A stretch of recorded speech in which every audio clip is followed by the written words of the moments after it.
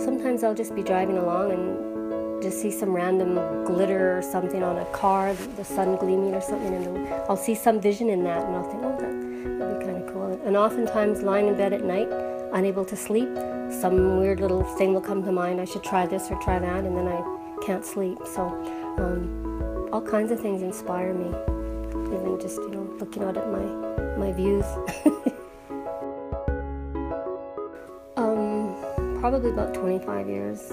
When I first started, what kind of got me into it was I had taken a beading class way down in Kensington for making necklaces with beads, and I really liked that, and it was really kind of cool. And then I just the next step, I guess, was to progress to something more, and that became a silver smithing class. Back then, the Calgary Board of Ed ran classes, and so I took one series of classes through the Calgary Board of Ed when the high school's silversmithing one with Carol Campbell, and then I did the second part 2 class, and then I did it a third time, and she gave me some different assignments to do because it was basically a repeat of the second class, but I wanted to do more things, so I took 3 of those classes.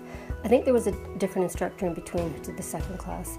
So that's kind of how I started, and I had always told my kids, who were still quite young at the time, that once you start something, you have to finish it. My oldest son liked t-ball and basketball and all that, and I said, you always have to finish it. And I didn't really like the classes initially because I burned my hair. I had really long hair, and I burned my hair on the propane tank, and that kind of freaked me out a little.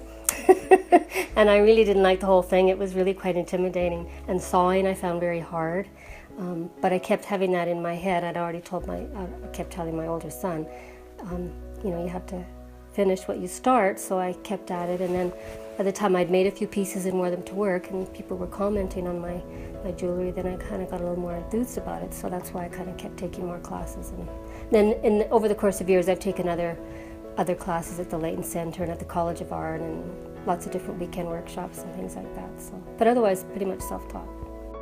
Just keep at it, I think. If you feel there's going to be failures, and I've certainly melted a lot of things early on. You find certain things that you love, and if you feel strongly enough about it, just keep at it.